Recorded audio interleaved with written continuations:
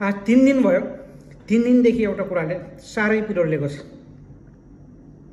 3 दिन अगाडि बुढीसँग सामान्य विवाद भयो।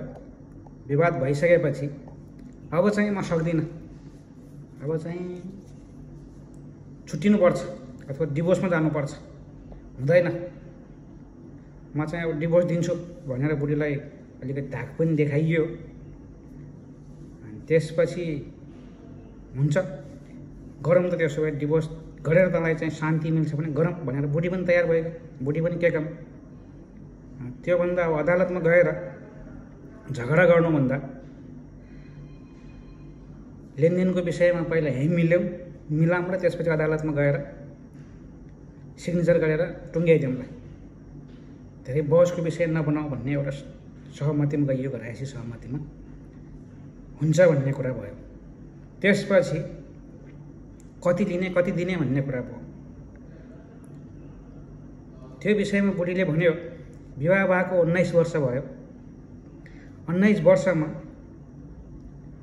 मलाई अरू केही पनि चाहिएन, धेरै केही पनि चाहिएन, बस मैले गरेको 19 वर्षको दुःखमा मात्र एक दिनको 1000 को दरले पैसा मैले चाहिँ काम गरे बापतको मलाई त्यति पैसा दिए पुग्छ, मलाई अरू केही पनि चाहिएन। तेरो अरू सम्पत्ति, तैँले कमाएको सम्पत्ति, तेरो पैतृक सम्पत्ति, तेरो अरू यताउता केही पनि चाहिएन मलाई, मात्र 19 वर्षमा दैनिक 1000 को दरले मैले तेरो घरमा काम गर्दैकी छु, त्यो बराबरको पैसा चाहियो।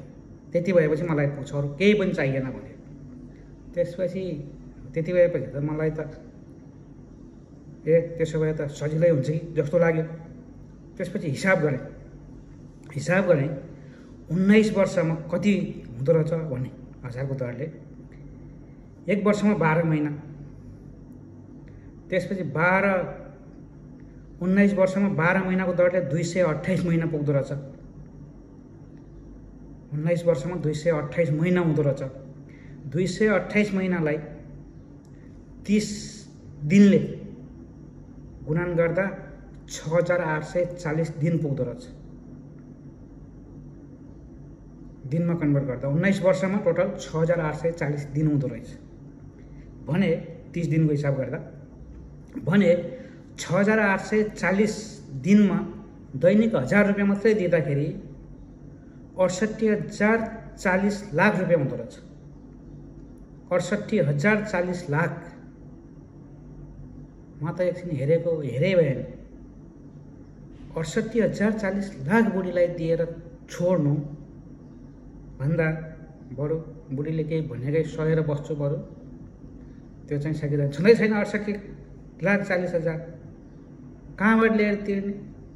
त्योभन्दा पनि दुःखको कुरा, त्योभन्दा पनि मैले चाहिँ बुझ्नै नसकेको कुरा, सोचिरहेको कुरा, बुढीले एक्लै काम गर्दा 68,40,000 जति हुँदो रहेछ भनेपछि त्यो बुढीलाई दिनुपर्ने पैसा नदिएर मात्रै बचाएको भएपछि पनि त्यो पैसा मात्रै बचत हुन्थ्यो र भएको भएपछि पनि अहिले त 68,40,000 भनेपछि 70 लाख चाहन्छु। 70 लाखसम्मको सम्पत्ति त हुनुपर्ने त मसँग। बुढीको त्यो त त्यति गयो, प्रत्येक दिन 1000 को दरले त्यति गयो। मैले 1000 पाउनुपर्ने 1000 को हर हिसाब त आउँदै आएन यहाँ। मैले पनि प्रत्येक दिन काम गरिराखेको छु, एक दिन बसिएको छैन म पनि। मेरो 1000 को दरले पाउने रकम कहाँ गयो?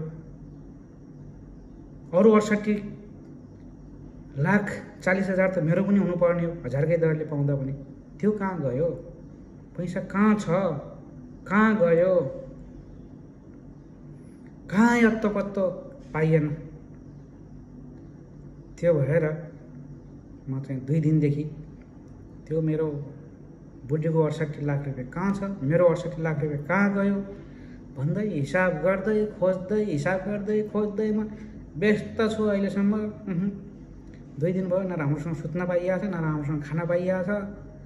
अनि त्यसपछि अब बुढीसँग त बरु मैले हारेँ भयो। उता 68 लाख रुपियाँ पनि फाल्नुपर्ने, मेरो सबै सम्पत्ति बेच्दा पनि 68 लाखको हुँदैन, के गरी दिनु? मेरो सारा सिरी सम्पत्ति बेचिकन बुढी छोड्नु पनि नहुने। त बुढी छोड्यो, उता बुढी पनि गयो, सम्पत्ति पनि गयो, सब चिज गयो। त्योभन्दा बुढी छोड्न चाहिँ अब राजी भएन म। बरु बुढीले भने दुईवटा कुरा सही नै भए पनि सुनि नै भए पनि म चाहिँ बुढीसँगै बस्ने, बुढीले नै मलाई छोड्छु भन्यो भने चाहिँ उसले चाहिँ 68 लाख रुपियाँ दिनुपर्ने, त्यो शर्त चाहिँ अगाडि राखेर सारिया छ। तर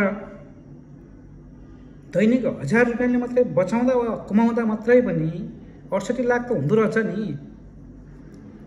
कहाँ गयो 1000 रुपियाँ मात्रै बचाउँदा पनि?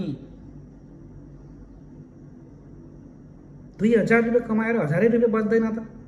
यो हिसाबले सोझो हिसाबले गर्नुपर्दा प्रत्येक महिनामा 2000 प्रत्येक दिनमा 2000 रुपियाँ कमाएर 1000 रुपियाँ पनि बचाउन नसकिँदो रहेछ त, नबच्दो रहेछ त।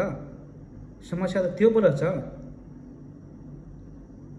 त्यही भएर 2 दिन भयो अहिलेसम्म न निन्द्रा राम्रोसँग लागिराखेको छ, न भोक राम्रोसँग लागिराखेको छ, बिजोग छ जिन्दगी।